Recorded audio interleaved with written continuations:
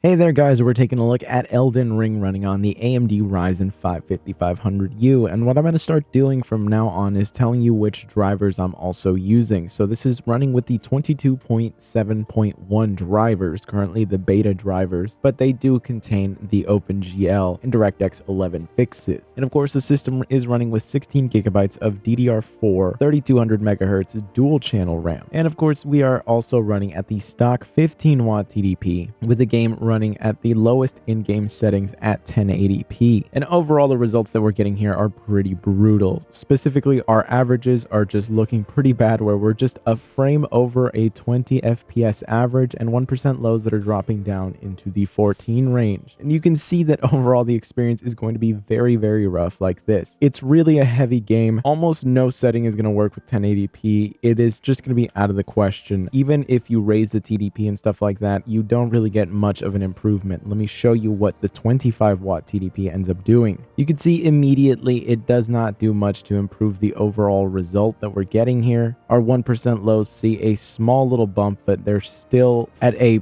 pretty disastrous level along with our averages. This is just not going to be a very playable experience at the full 1080p resolution. But of course you can see that the frame times also are kind of just spiking up all over the place. It really is overall not a very enjoyable experience. You would have to be extremely dedicated to trying to play this game like this to really find any form of enjoyment, especially because of the fact that it's going to make doing things like timing parries and stuff like that extremely difficult to do. And as you travel over the map, you're going to see that there are going to be moments of stutter here and there. That's kind of present at pretty much every setting. There is still a noticeable stutter throughout the game that happens as you travel from area to area and things have to be loaded in, but it is nowhere near as bad as where it was when the game first launched. But of course the settings that we're running at right now are just not giving us a playable enough level of performance. So we can look at what 30 watts of TDP ends up doing, but I think you could expect how that's going to end up going. And you'll see that a full 30 watts of heat being pushed through this system is just not enough to give us any meaningful uplift. Our averages are still at a very rough range, especially compared to the 1% lows that we're at. There is of course a small improvement in the 1% lows over where we were at the stock TDP, but it's not enough to push us into a playable range whatsoever. And in general, it's just not going to be a doable gaming experience. But I don't think any of us really expected 1080p to give us any good of a result here. But dropping things down to 900p didn't really do much to improve the overall gaming experience either. You'll see that the 1% lows are still at a range that is very rough. The averages are starting to get close to a 30 FPS average, but not anywhere near enough. And of course, this is running at the stock 15 watt TDP. So at 900p, you're still not going to be able to play like this if you're running at the stock TDP. So if you're on a system that is capped at 15 watts, you're going to have a lot of trouble trying to play the game at 900p, and I would recommend dropping the resolution even further than that. But in general, it is going to be a very unenjoyable experience like this. But of course, we can see what the 25 watt TDP actually ends up doing at 900p. Hopefully, it's enough to actually salvage the experience. And unfortunately, it really wasn't. Our averages are now starting to get into the 30 FPS range, but our 1% lows are still so low that overall you cannot enjoy that average. You're going to have a very rough experience across the board, so it really means that you're not going to have any moments where it's going to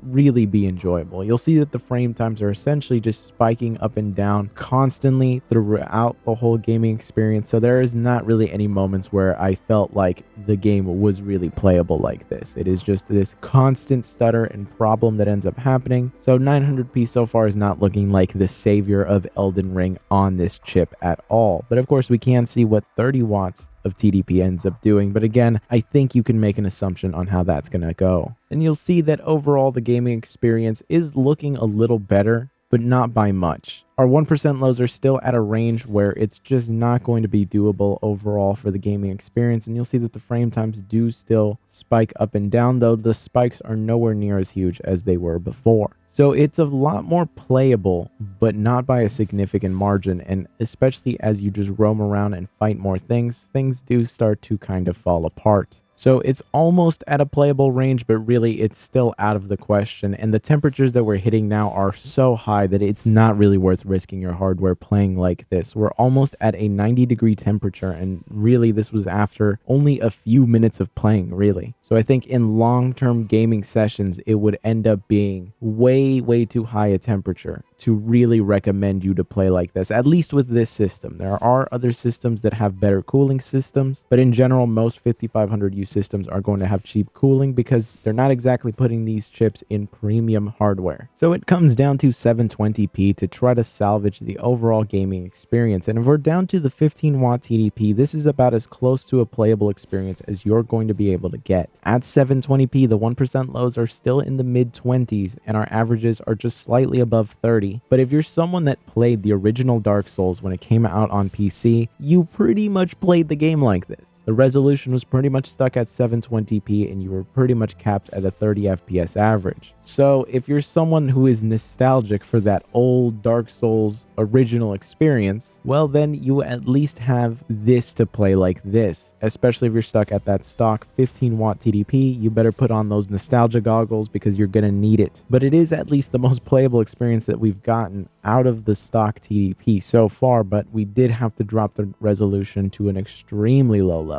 So really it all just comes down to whether or not you can stomach this type of experience or not, because this is as good as it's going to get if you're stuck at a 15-watt TDP. Now, the 25-watt TDP comes with very small improvements. Overall, the averages do see a bit of a boost, and our 1% lows are starting to get closer to 30. It is a more playable experience, but it is nothing remarkable. But like I said, if you've played the original Dark Souls and were capable of playing the game like that, there really doesn't seem to be any reason why you shouldn't be able to play Elden Ring like this. Especially if you just lock the averages to 30 instead of just having it fluctuate like this. Having minimal fluctuation will probably let you become more comfortable with the FPS that you're getting here, especially since the 1% lows aren't really that far away from 30. So if you just lock to 30, you're going to have very few fluctuations in general. I can totally understand if this is way too low of an FPS for you to actually try to play, but this is a budget system anyway, so it's going to be kind of rough to try to play any games at anything better than this, especially for a brand new AAA title like this. So really overall, not too bad of a result, but we can of course also look at the 30-watt TDP to see what that does. And the 30-watt TDP actually ends up giving us the best result that we've seen so far, with 1% lows that are very close to 30, but we are still seeing those stutters that happen as you travel through the world and things like that. So those 1% lows will fluctuate sometimes, but you will see that the frame times, this is about the most consistent that we've seen them, and also our averages are now in the 40 FPS range. This is a solid bump over where we were at before. And again, if you just lock this to 30, if you're just someone who wants to have a rock solid consistent experience, well, that means that your 1% lows are never going to drop below that for the most part. So you're going to have a super rock solid experience. But of course, the temperatures that I'm getting here are kind of ridiculous. You're pretty much just going to need a system that actually has the headroom for raising the TDP. That is about the best way to get this to be playable. Certainly at 720p, you could play the game at the stock TDP if you really need to, if you can only play at those 15 watts, but the 1% lows are going to really make the experience a lot more rough than it really has to be, especially if you have the TDP headroom for it. So I would have messed around with that, but of course, if you're starting to get into the temperatures like what I'm getting here, I would recommend not playing like this, because long-term gaming sessions with temperatures like this can actually end up damaging hardware like this, because it's not really designed to run at those temperatures. When they designed this laptop, they